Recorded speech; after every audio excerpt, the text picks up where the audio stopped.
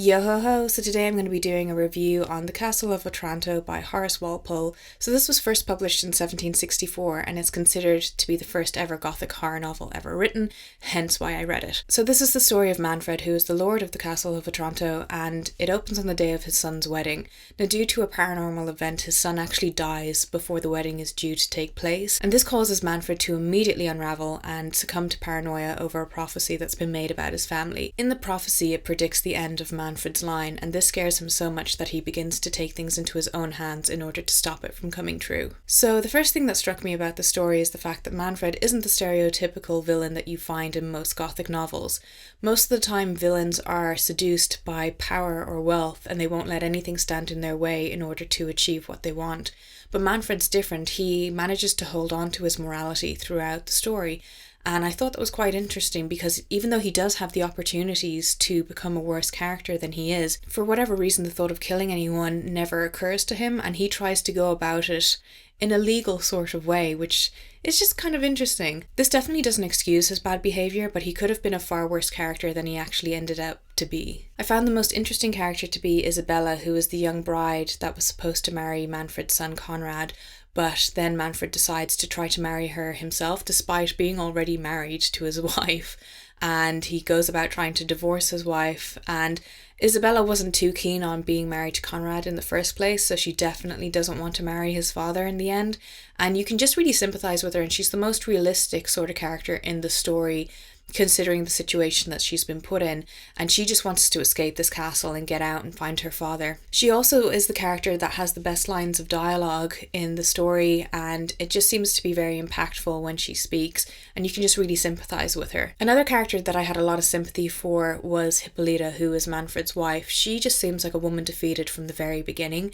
and the way Manfred treats her and the things that he says to her is so insulting, and he delivers such low blows to her, and she just takes it, and ultimately she signs off on her own happiness in order for Manfred to stop the prophecy from coming true, because she just puts his happiness before her own, and I just came away from that feeling quite sad. I felt like out of all the characters she had it worse, and she just had a lot to lose, and it was just, you can't help but have your heart break for her a little bit. The next thing I want to talk about is the pacing of the story. It's very all over the place. So it begins with a bang, with the wedding scene, with Conrad dying, and immediately you're just sucked into the world. But after the drama subsides, there is a bit of a lull in the novel where you're waiting for the next big thing to happen.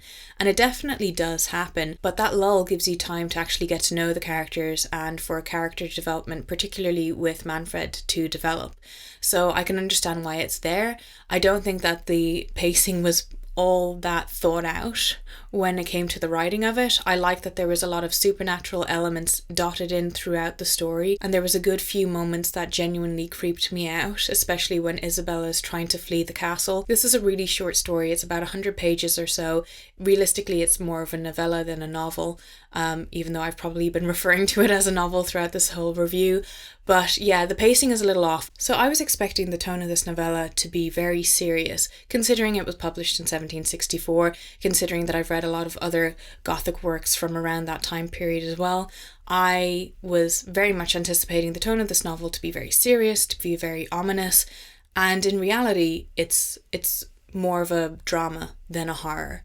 It is a drama with supernatural horror elements, and it very much reads like a soap opera. That was my main thought coming away from it. Another thing that I noticed while I was reading it is that the author very much tries to copy Shakespeare's character types, and it was quite reminiscent of Hamlet and Macbeth and the characters that are in those, but I mean it's nowhere near on the level of Shakespeare. Like, you're not going to experience great writing when you do read this. It's interesting and it's dramatic, but I wouldn't say that the writing style is anything special. I mean, it's certainly flowery, it's certainly very Shakespearean, and the main area where he failed is the fact that when it came to the insults, Manfred just keeps referring to people as blockheads, and I just thought, like, once is enough, but the fact that it happened a couple of times throughout, I got a bit distracted by it, and I just thought, if this was Shakespeare, he would have way more insults to throw at people rather than just calling them blockheads. So I picked this up because I wanted to satisfy my own curiosity about what the first Gothic horror novel had to offer,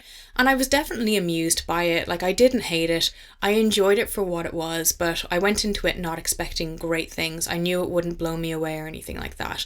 So I think if you go into it with kind of low expectations, you'll enjoy it. It's definitely kind of trashy, and as a connoisseur of trash myself, I'm naturally just gonna like it. And I'm going to be biased towards it because it has all the things that I really like in Gothic horror. It has spectres, it has a bleeding statue, it has moving pictures, it has a prophecy. It just has like certain things that I just enjoy reading about. So it was definitely up my street, but I'd only recommend this for people who naturally want to satisfy their own curiosity about Gothic horror like myself.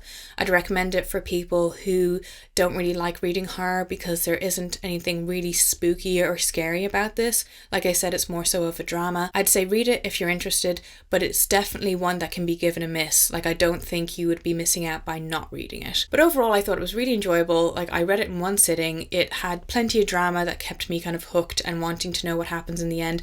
And the ending did surprised me a little bit. Like, there was a good bit of drama in that as well. It definitely starts with a bang and ends with a bang, and you know, it satisfied me for what I was expecting from it. So that has been my review for the Castle of Otranto. Let me know if you've read it, let me know what you thought of it, or if you're planning to read it, and I hope you enjoy this video, and I will talk to you soon. Goodbye.